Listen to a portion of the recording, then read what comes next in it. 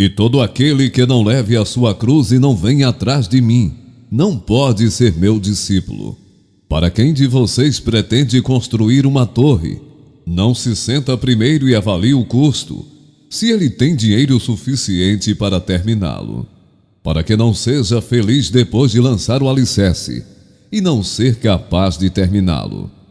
Todos os que contemplam começam a zombar dele, dizendo que este homem começou a construir, e não é capaz de terminar. Ou contra qual rei vai fazer guerra? Outro rei não se senta primeiro e consulta. Se ele é capaz com 10.000 para encontrá-lo, que vem contra ele com 20.000. Ou então porque enquanto o outro está ainda a uma grande distância, ele envia um embaixador e deseja condições de paz. Da mesma forma, quem quer que seja de você, que não abandona tudo o que possui, não pode ser meu discípulo. Agora em toda a América e em todo o mundo, há milhares de jovens que estão se voltando para Cristo. Provavelmente mais jovens se voltando para Cristo neste momento, na União, Estados, do que qualquer outro momento da história americana. O que significa vir a Cristo? Disse que conte o custo. Quando você vem a Cristo, você deve calcular o custo do seu corpo, sua mente e seu coração, porque Ele exige que Ele seja o Senhor de todos os três: Senhor do seu corpo, Senhor da sua mente e Senhor do seu coração. Primeiro o corpo que o apóstolo Paulo disse em 1 Coríntios capítulo 9. Eu mantenho meu corpo sob disciplina. Eu mantenho meu corpo sob controle. Você mantém o seu.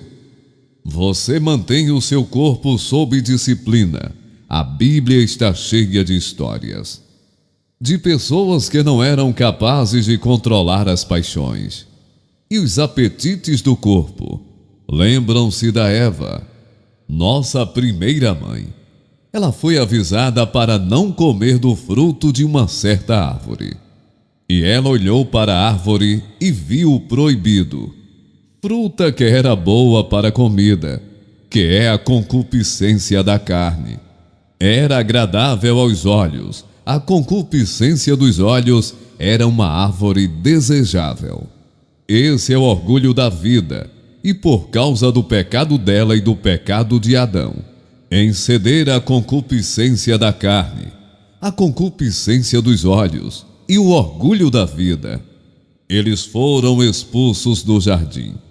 E você e eu e o mundo inteiro, esta noite estamos sofrendo por causa disso, porque todo o sofrimento e os problemas do mundo esta noite vem do fato de que nossos primeiros pais quebraram a lei de Deus e pecaram contra Deus e aprovaram doença de geração em geração, até nossa geração, até a morte. É o resultado desse pecado. Não é apenas uma história antiga, é moderna como você. Você pode ler na primeira página de todos os jornais, todos os dias: a luxúria da carne, a concupiscência dos olhos e o orgulho de vida. Aqui está o que o apóstolo João diz sobre isso. Ele disse que a concupiscência dessas concupiscências passará, mas aquele que faz a vontade de Deus permanecerá para sempre. E ele nomeou todos os três desses desejos. Deus permanecerá para sempre. Eles vão morrer. Mas se você está fazendo a vontade de Deus, você permanecerá para sempre. A concupiscência da carne, a concupiscência do olho e o orgulho da vida. Que Esaú lembra que vendeu seu direito de primogenitura por uma bagunça de sopa ou bagunça de feijão. Ele estava com fome e tudo o que ele conseguia pensar era sobre satisfazer sua fome. Jacó queria seu direito de primogenitura e ele vendeu. Isso. E diz: e ele comeu e bebeu, e levantou-se e seguiu o seu caminho. E muitas vezes você fez o mesmo. Coisa que Esaú não pensou nada no momento. Agora os anos iam e vinham, e ele soluçava e chorava.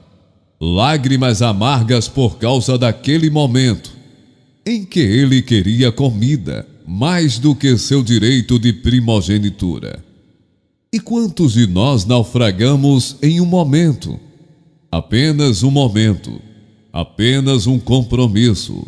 Aqui está lá com o nosso corpo, e vivemos para nos arrepender milhares de vezes. Ou Sansão, o homem mais forte da história, derrotou um exército inteiro com a mandíbula de um asno. Ele derrotou um leão na batalha. Mas outro leão, o leão de seu próprio corpo, ele não conseguiu controlar.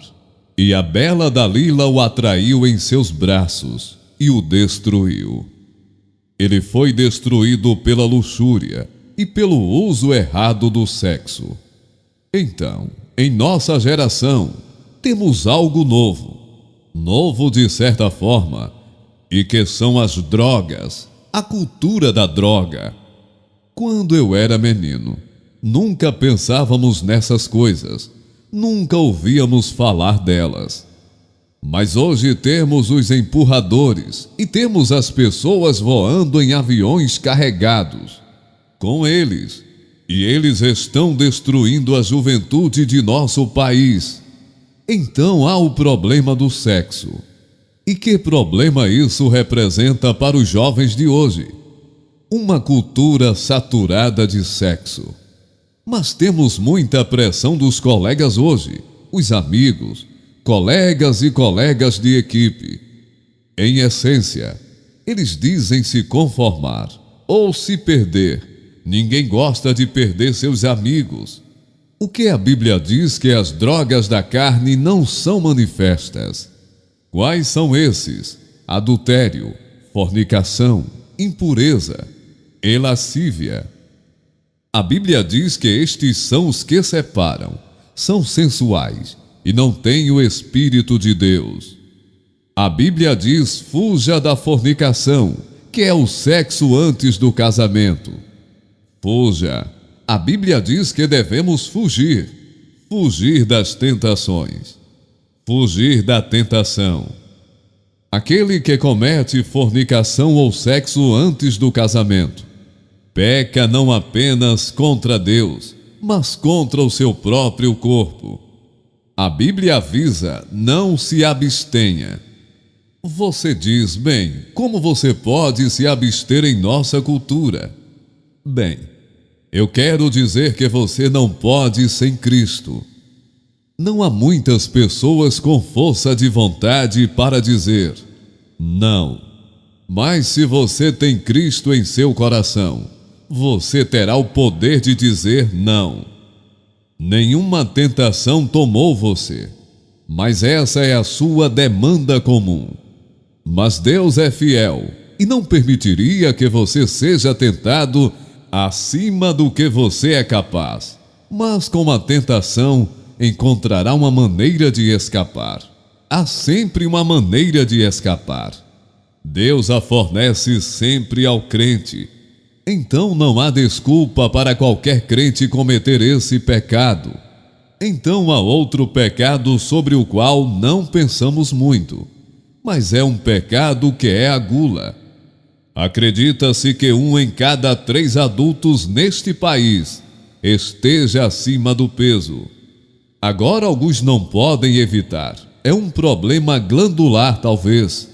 Ou eles herdam de seus pais. Está nos genes de alguma forma. Mas eu sei que a Bíblia fala sobre isso várias vezes. Daniel em Babilônia propôs em seu coração que ele não se contaminaria com a carne do rei. O apóstolo Paulo diz: cujo fim é a destruição, cujo Deus é seu apetite, e cuja glória é sua vergonha, e ele advertiu contra isso. Agora nós temos o corpo. Você está pronto para apresentar seu corpo como um sacrifício vivo para Deus esta noite? É o que ele exige de você. Siga-o. Se você deseja ir à cruz e ter seus pecados perdoados e seguir Cristo, você deve apresentar seu corpo, um sacrifício vivo a Deus, e dizer: Senhor, aqui está meu apetite, aqui está minha luxúria, aqui está meu corpo, meus olhos, minhas mãos, meus pés, meus membros privados, todos seus.